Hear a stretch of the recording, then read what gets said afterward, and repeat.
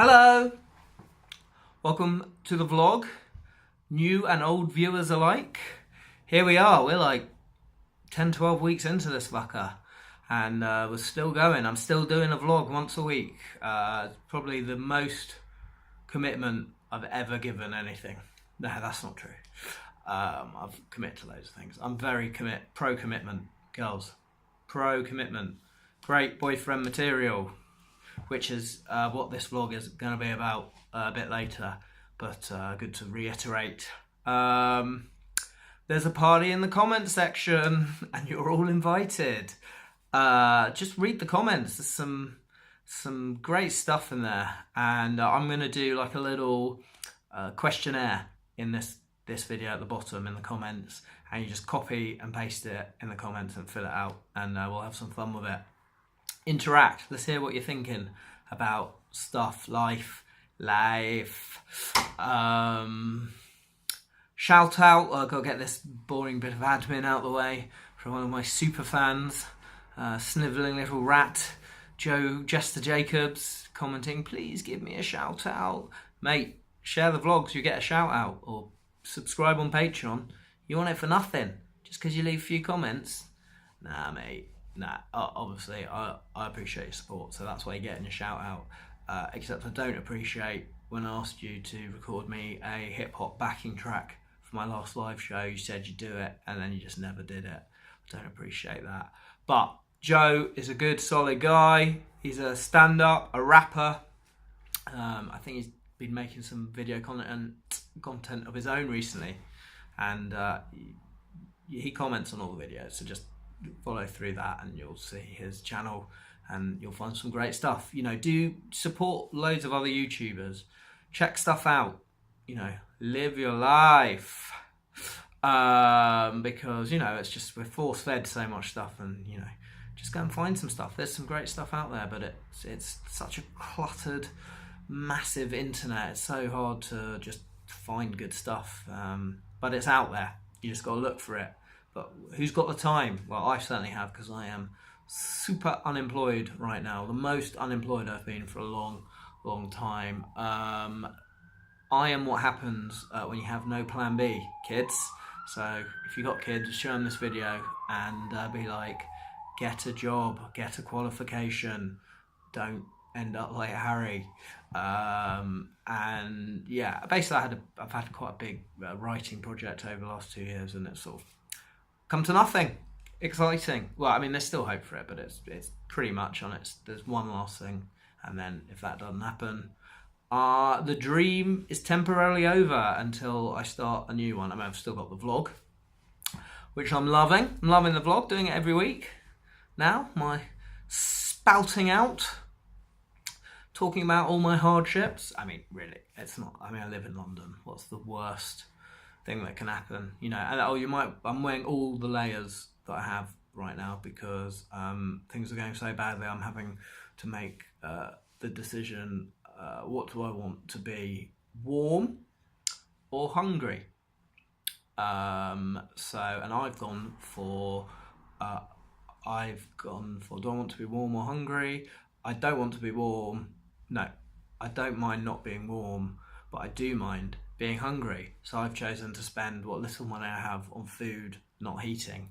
And this is the sort of decisions that you have to make when you are a sort of dysfunctional man-child who put all their eggs into the basket of being a creative writer, filmmaker. This is what happens. You get punished. You know, there are rewards, like, you know, it's not all bad, but you do find yourself like having to make weird decisions like that when other people are like, what should we watch on Netflix tonight? I'm going, well, I can't turn the heating on today because that means I'd have to miss breakfast and I'll be hungry, and I do not like being hungry, whereas I can deal with being cold. Fine with it.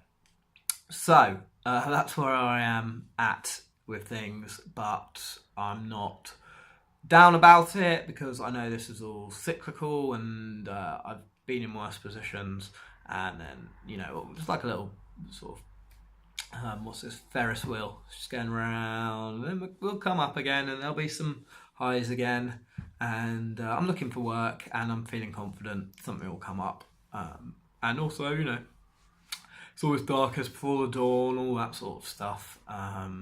But it's weird that, yeah, and now I'm realising you got to have a plan B, and I'm kind of working out what that might be. And I'll keep you posted. But today, I would like to talk to you about going on a date with a cyborg. We are living in 2018. They are about. This isn't some sort of mad vlog from the future. This is reality. I went out with a cyborg last week. So basically, a bit of background information.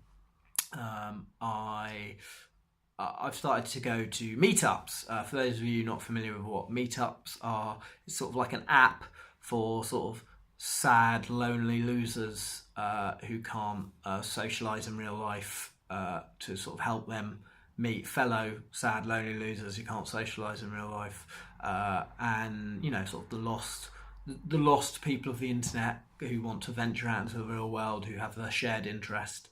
They meet on Meetup. A lot of it is in London. A lot of it is people who've just moved here, and then there's the odd 35-plus-year-old who's just it hasn't worked out for them, and they're having to go to meetups because their mum and dad want them out of the house or whatever. Thankfully, I've moved out of home, but that was me a couple of years ago. I'm still I've got friends, but they've got families and careers and stuff like that, so they're busy a lot of the time. So that's why I've been going to meetups, and also there is hilarious. A very interesting set of people go to them. I was turned on to them by actually Chuck Palahniuk, who is the author of Fight Club. I don't know if you've read that book or seen that film of the book. It's one of the great books of the last 20 years. Very apt, especially with what we've got going on with toxic masculinity and all this sort of Me Too stuff at the moment. Very, very apt. So if you haven't read it or seen it, you must check it out. And basically he spoke about on the Joe Rogan podcast, not a podcast I'm a particular fan of, but I don't know, but just end up in these YouTube holes, and I watched that, and it's brilliant. Really, really interesting guy. And he spoke about how that's how he started as a writer, by going to these writing meetups, and then in Portland, Oregon, and how it developed as this cult thing, and it got legendary status, turned into a drinking club, a writing club, and really great and exciting and romantic, and get out and meet fellow writers. And anyway, I've been to a couple, and it has not been like that, but it's been fun. It's been fun. And that's what Fight Club's all about, isn't it? He keeps going to all these meetups. So it's for obviously cancer survivors and different AA meetings and stuff like that. So it's a bit different, but that's the trope. So I've been to a couple, and one I went to most recently was this writers one, and it was a load of aspiring writers who all have normal jobs, and me, an aspiring writer who's unemployed and sort of living the bohemian romantic dream of being a writer, which is just the tragic, sad, dysfunctional man-child who I'd just get a job. Well, I am trying, but I will sort that out. I don't know. I feel like you're judging me. Who thinks I should sort it out? Comment below. Who thinks I should just carry on as I am, waiting for that big break, which will come, but it's just in the interim, I need a plan B, and I'm working on what that is going to be. So anyway, we all had a drink afterwards, well, some of us, and there was this retired banker who wants to write crime novels. I just made him buy us drinks all night, and this other Australian girl who's just moved here and has got this really high-paying job and kept saying, I can't believe how much money I'm making. I was like, well, put it into drinks, baby. And we got hammered, and it was fun, and that actually was a fun one.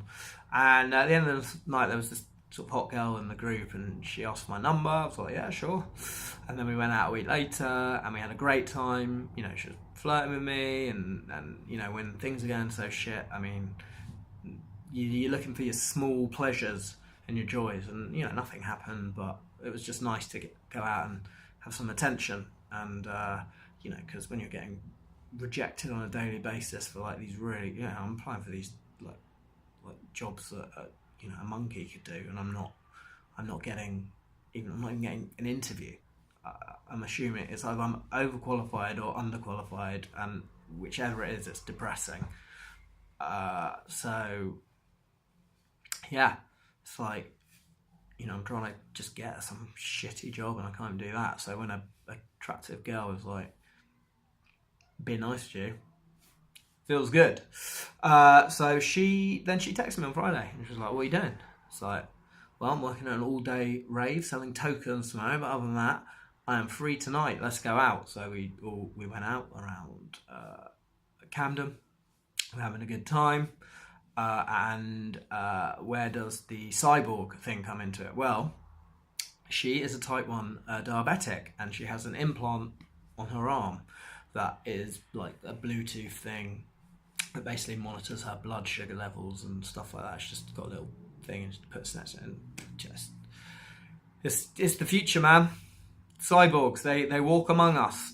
Anyway, we're having a really good time, having a few drinks, and we go to this bar, and then it's her round. She goes up to the bar and she starts chatting to this guy I can see, and he's got one of these things on his arm, and I'm like, as soon as I see them talking, I'm like, this date is over.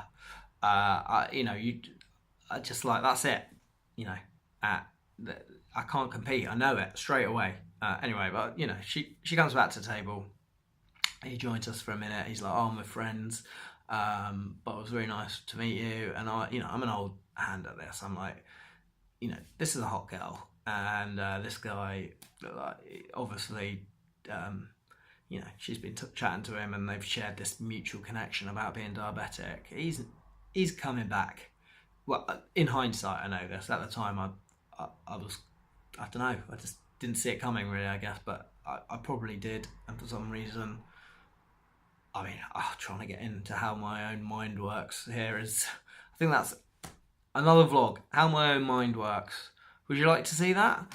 Yeah, I'm going to do that. I'm definitely going to do that. But for whatever reason, we had seats in this busy bar and we stayed, even though I knew this guy was going to come back. And then lo and behold, 10 minutes later, over he comes with his mate. Can we join you? And obviously you can't be a massive arsehole and be like, no, fuck off, you fucking low blood sugar thespian loser, because it turned out he's an actor, quite a famous actor. He was in Game of Thrones, and I watched Game of Thrones, and it all holds up. It's him. I'm not going to say which one he is, but he's in it. And then, so not only is he in Game of Thrones, let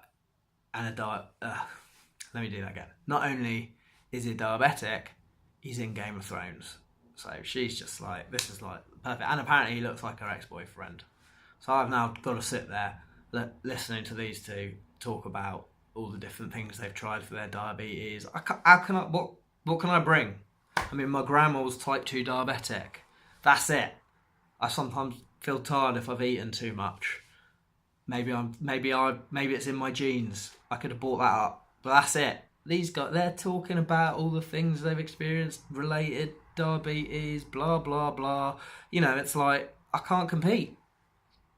That's it. I'm out the picture, and so I'm just sitting there like a lemon, listening to them talk about diabetes. That was supposed to be the fun, knowing that I got to work an all-day rave the next day selling tokens. It's gone.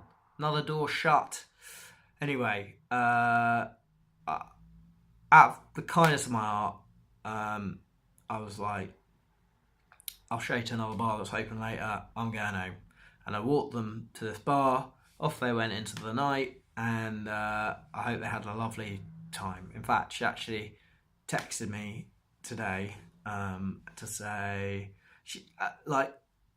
it's a hard one, because she's not, I don't blame her. She's not out of order or anything like that. We had no agreement. That's not how it works. It's just like, that happens.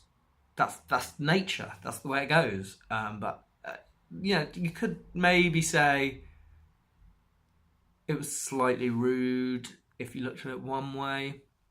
And she sent me this text message going, oh, I didn't realise how drunk I was. Are you all alright and everything? And blah, blah, blah. I was like, yeah, fucking bullshit. You got sucked into the tractor beams of the diabetic Game of Thrones actor, and now you feel guilty because I was sat there like a lemon, alone.